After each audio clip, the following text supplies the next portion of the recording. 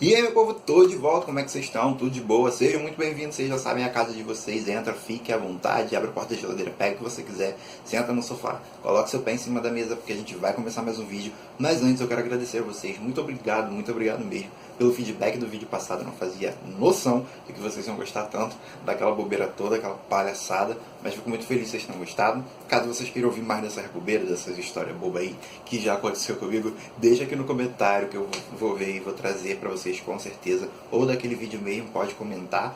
E já sabe, né? Se você ainda não é inscrito no canal, por favor, se inscreve no canal. É rápido, é fácil, é de graça. Compartilhe o máximo que você puder esse vídeo, principalmente esse vídeo. Curte, comenta, vai ser muito bem-vindo o seu comentário. E caso você já seja inscrito, dê uma olhadinha ver se está tudo ok com a sua inscrição.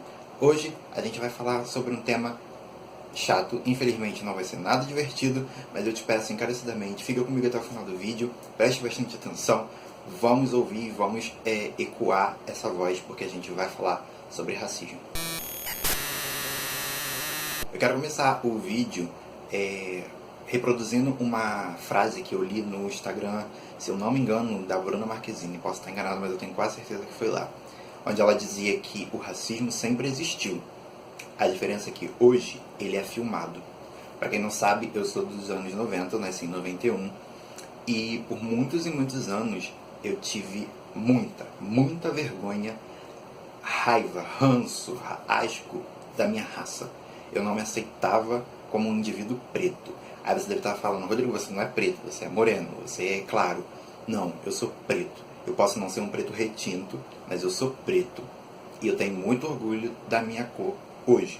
Eu vou contar um pouco para você do que o racismo faz com uma pessoa. Desde pequeno, eu sempre tive muita rejeição quanto a isso. Sabe? Eu não gostava da minha cor, eu não me aceitava como um negro, como preto, eu não gostava dos meus traços de preto, e isso sempre foi algo que me machucava. E aí você deve estar se perguntando assim, tá, mas da onde veio isso tudo? Tipo, você nasceu uma criança racista? Ninguém nasce racista, ninguém nasce portando preconceito nenhum. Isso é construído e adquirido no decorrer da sua construção como pessoa, dentro da sociedade que você está introduzido e no decorrer da sua vida. Se caso tenha alguém aqui que ache que bullying, que hoje a gente tem um nome, né? Bullying é bobeira, que é palhaçada, ou então, eu sofri bullying, tipo, eu apanhei na escola e tal, eu tô vivo até hoje, estou bem hoje. Que bom, parabéns pra você. Fico muito feliz, mas infelizmente não é todo mundo que consegue passar por ele sem carregar alguma sequela. Se eu puxo na minha memória, o mais longe que eu consigo chegar é tipo nos meus 5 anos, talvez 4, 6 anos. Só que a gente sabe que criança é muito cruel. Eu pelo menos, eu não consigo me recordar dessa fase de 4 anos. Eu lembro de algumas coisas, mas assim, mais forte, coisas que marcaram, foi de 5, 6 anos pra frente. Eu sempre sofri muito na escola. Lembrar do período escolar pra mim é algo muito difícil. É algo bem doloroso, porque não foi um período nada agradável. Tirando a oitava série, o restante foi uma nuvem escura, sabe? Com raio, trovão e tudo mais. É bem difícil, eu sofri bastante o famoso bullying. Na época não era esse nome que se dava, né? Você apenas não tinha nome. E eu sofri muito na escola por conta disso. Eu apanhava, eu era xingado todo dia. Era muito difícil haver um dia em que não acontecesse algum tipo de agressão, seja ela física ou psicológica, sabe? E sempre ouvi crioulo, neguinho do pastoreiro, sabe? Como é que era mesmo? Era gente, como é que me fugiu a memória? Enfim, mas era neguinho do pastoreiro, crioulo, volta pra senzala, e quilombo, Cirilo, não Cirilo de agora, gente, porque eu sou antigo, então lá do primeiro carrossel, do carrossel lá do México, e mais o que? Falava assim, tipo, olha Rodrigo, tá sujo. Aí eu olhava, não, é a sua cor, sabe? Encardidinho, esse tipo de coisa. Até a parte de violência física mesmo, sabe? Às vezes eu tava parado no pátio e aí eu tomava um tapão assim na cabeça E aí eu olhava e a pessoa falava, você tá apanhando porque você é preto. Tipo, teve uma vez também na educação física, eu sempre fui muito mirradinho, sempre fui muito quieto, muito introspectivo. Então, e essas coisas, por saber já que essas coisas aconteciam, porque todo dia acontecia. Então aquilo já gerava uma ansiedade em mim, porque eu já sabia que eu ia passar por aquilo. E aí eu quieto na educação física, eu lembro muito bem disso. E aí, né, o grupinho lá falou, pega aí, vem cá, Rodrigo, vem cá. Eu, bobo trouxa, né, fui. E aí começaram, pega ele, amarra ele na trave do gol, amarra ele na trave do gol. E eu pedindo, não, não, para. E amarra ele na trave do gol para ele lembrar dos tempos do tronco. Então era esse tipo de coisa. Jogavam bola na minha cara, enfim. É, e sempre, todo dia aquilo. Então aquilo gerava em mim uma revolta muito grande, porque como toda vez que eu sofria aquele tipo de agressão, seja física ou psicológica, era nítido, era deixado muito claro que eu estava sofrendo aquilo por conta da minha pele, por conta da minha cor, então aquilo para mim se tornou algo muito negativo. Então a todo tempo eu me negava o tempo inteiro, negava, não sou, não posso ser, não quero ser. E a partir disso gerou traumas de, tipo, eu não conseguia consumir nada que fosse escuro. Então eu não comia feijão, eu não comia, não tomava Coca-Cola, refrigerante escuro, não, nada que fosse escuro, Nescau, porque na minha cabeça de criança inocente e até mesmo ignorante, tipo, eu não queria consumir aquilo porque aquilo me escureceria mais, me deixaria muito mais escuro. E eu queria ao contrário, eu queria me clarear, sabe? A todo tempo eu queria me tornar claro, para poder assim me tornar digno, para poder assim me tornar aceito. E eu negava tudo que representasse a negritude em mim, tudo que representasse a minha raça. Então, meu cabelo, meu nariz, minha boca muito grande, né? Meu nariz de batata e meu cabelo. E eu ouvia muito, cabelo de bombril, pega ele, assolã, esse tipo de coisa. E então eu sempre me negava muito, sempre me tentei ao máximo me embranquecer. E eu me espelhava, é muito bizarro falar isso hoje, mas tipo, eu olhava assim pro Michael Jackson, né? E eu falava, tipo, quando eu comecei a ficar um pouquinho mais velho, que eu entendia o que aconteceu com ele, né? Aquela transição de pele, de cor e tudo mais. E eu pensava, me imaginava muito assim, sabe? Eu falava assim, se ele fez, eu acho que eu consigo fazer também. E é muito dolorido isso. Então não tem como alguém falar que o racismo ele não existe, ele não marca, ele não deixa sequela. E por muito tempo eu tinha esse preconceito, esse racismo. Eu não me aceitava. Se alguém falasse que eu era preto, se alguém falasse que eu era moreninho, já me irritava, eu já não aceitava. Eu não gostava de nada que fosse preto, nada que fosse escuro. Não queria isso pra mim. E o tempo todo questionando a Deus, sabe? Tipo, por que tu me fez assim? Por que eu não vim parecido com a minha mãe? Porque minha mãe, ela é branca, de pele branca, muito clara, tem o olho claro e cabelo liso, e eu ficava revoltado porque eu não entendia por que eu tive que vir mais parecido com meu pai, preto, retinto. Por que, tipo, por que eu não vim parecido com ela? E sempre essa revolta dentro de mim. E o tempo foi passando, as humilhações continuaram.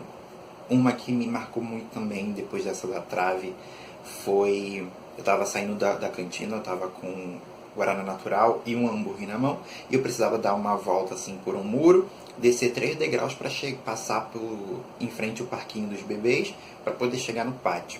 E eu estava descendo esse degrau, quando eu pisei no primeiro degrau, eu já fui de cara na grade do parquinho dos bebês, já caiu tudo, o hambúrguer, o guaraná, caiu tudo no chão, me arranhei, e aí quando eu virei para trás para saber de onde estava vindo, já estava algo eu já estava tão acostumado àquela violência toda, todos os dias, que eu já sabia que eu não tinha caído, que eu não tinha escorregado.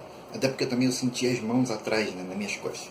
Quando eu virei para saber de onde tinha vindo, né, eram as mesmas pessoas, e eu lembro muito de um, principalmente, do ódio no olho dele, e ele olhava para mim e falava, sai da minha frente que preto não anda na minha frente.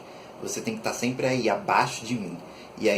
E eu, tão revoltado, né, eu me negava o tempo todo, e falando, mas eu não sou preto, você tá doido, eu não sou preto, olha aqui, eu sou claro, eu não sou preto. E era tão bizarro, gente, que eu falava, olha a palma da minha mão, a palma da minha mão é clara. E todo mundo rindo de mim. E Então, foram coisas que foram entrando dentro de mim com uma fúria muito grande. Eu não conseguia olhar pro... Eu não é... Assim, eu sabia que eu amava meu pai, mas eu tinha vergonha de falar que meu pai era preto, porque eu ficava pensando que aquilo, as pessoas não iriam gostar de mim porque ele era preto. Para você ver o nível e como que o racismo, como que o bullying, como que essas coisas maltratam, como essas coisas danificam o ser humano. E aí eu fui crescendo e eu não culpo de maneira alguma, de jeito nenhum, a criação que eu tive. Eu tenho muito orgulho dos meus pais, eu tenho muito orgulho de toda a criação que eu tive. Mas eu tenho consciência que na época, a gente está falando dos anos 90, não existia internet ainda, porque assim, gente, eu sou de uma época que não existia internet. E não tinha, falar sobre isso era algo muito velado, era tudo muito velado, não se falava sobre isso, não se ouvia sobre isso, não se estudava sobre esse tipo de coisa. A gente estudava a história, né, navio negreiro, tarará, mas parava ali. A gente não sabia das consequências que aquilo marcaram na nossa história, né, na história do nosso povo, da nossa sociedade como um todo. E então, assim, eu sempre ouvia muito, né, minha mãe falando: você corta esse cabelo, corta o cabelo, porque cabelo ruim tem que cortar, passa a máquina, não pode cortar na tesoura, tem que ser na máquina. Corta, cabelo tem que ficar baixinho, que senão fica com cara de marginal, fica com cara de sujo. E aí aquilo foi entrando dentro de mim, né? Tipo, não posso. Então, meu cabelo crescia 2 dedos, já ficava perturbando para cortar para meu pai, para minha mãe me levar no barbeiro para cortar meu cabelo, porque eu não podia parecer com cabelo de bombril, como falavam, né? Até que, tipo, depois que o tempo foi parando, faz uns 4 anos, eu deixei meu cabelo crescer. Se der, eu vou botar a foto aqui pra vocês verem. Meu cabelo nem é duro, gente, nem é duro. Não que, tipo, ser duro e tal seja ruim, mas ele não era, e eu tinha pavor, porque o meu cabelo, se eu não me engano, é porque tem tempo, ele é um 3C4A. E aí tá aí a foto, se vocês podem estar vendo. Mas é isso depois de muito tempo. E aí, conforme o tempo foi passando, eu fui tirando essa questão de mim, de tipo, eu fui aceitando mais. Aceitando, mas ao mesmo tempo, dentro de mim, eu achava que no futuro eu conseguiria mudar isso, sabe?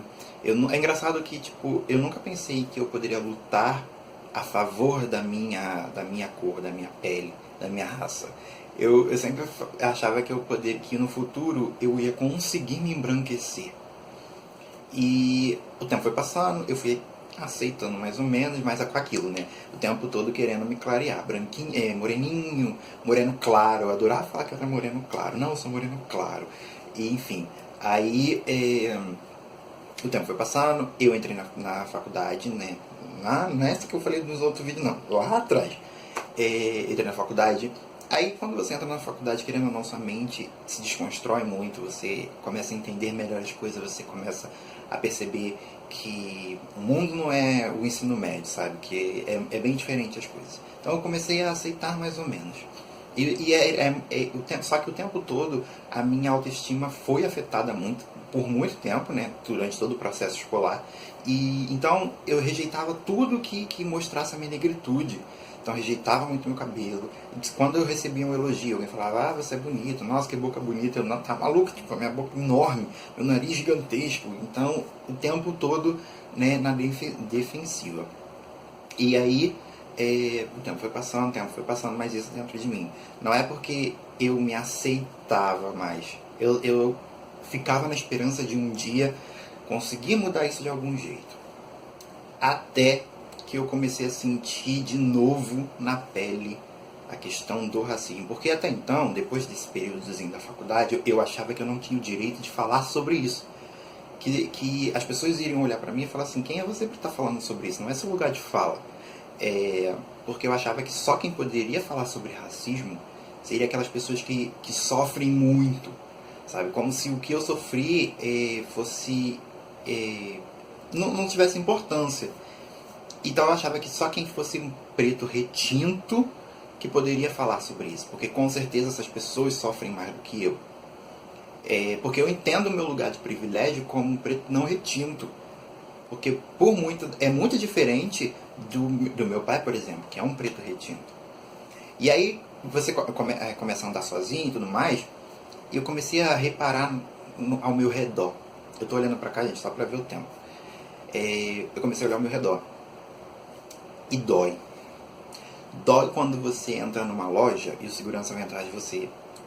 E ele não se preocupa em esconder que ele tá te olhando, te observando o tempo inteiro. Dói quando você entra. Aqui no Rio a gente tem um ônibus chamado Tarifa, que é um ônibus mais caro, bem mais caro, onde você tem um pouco mais de conforto. E tecnicamente é conhecido como, né, o ônibus de quem tem dinheiro. Quem tem dinheiro não anda de ônibus, né, gente? Mas enfim. Toda vez que eu entrava nesse ônibus, né? Que eu entro nesse ônibus, eu via as pessoas me olhando, por mais bem vestido que eu tivesse, eu via as pessoas me olhando com medo. Esconde disfarçadamente o telefone, bota a mão na frente do relógio. E não importa se eu estivesse bem vestido, não importa se eu estivesse falando no telefone, não importa. Olha um pro outro e faz assim, sabe? Olha assim pra pessoa que tá do seu lado e olha pra mim. Dói, gente, dói bastante. E eu fico pensando, se eu, que sou preto sim, mas não sou escuro, né? Não sou retinto. Sofro isso, imagina quem é retinto. E aí eu comecei a ter a questão da empatia, pensar mais no próximo. Mas isso tudo foi um processo. E isso é algo tão impregnado dentro da gente. O racismo, ele é tão estrutural, ele está tão enraizado que você começa a agir por medo e você não percebe. Por exemplo, quando eu estou numa loja, eu tenho muito medo de passar, quando eu saio pela porta, sabe, do detector, porque eu tenho medo de apitar, seja lá qualquer for o motivo, e acontecer de me pegarem, de, né, fazer toda a questão da segurança e tudo mais. Eu tenho pavor daquilo ali, eu tenho muito medo, eu fico desesperado. Por mais que eu sei que eu não fiz nada, mas eu tenho muito pânico. Então, teve uma vez que eu estava numa loja, no Barra Shopping, uma loja da qual eu gosto muito, quem me conhece já sabe qual é. Aquela começa com Z. Eu sou apaixonado. Eu vou falar, né, nome, não tem problema. Sou apaixonado na Zara. E uma vez eu tava lá dentro. Nesse dia eu não tava comprando nada, eu só tava vendo mesmo. E aí eu tava descendo a escada para passar na porta. E aí eu passei na porta. Olha só, eu passei na porta, saí da loja, dei 3 passos e ouvi o alarme tocar. E eu simplesmente travei. Eu fiquei parado, eu tava esperando. Eu fiquei ali parado esperando virem até mim. E eu pensando, meu Deus, como que eu vou explicar que eu não fiz nada? Eu só entrei e só olhei.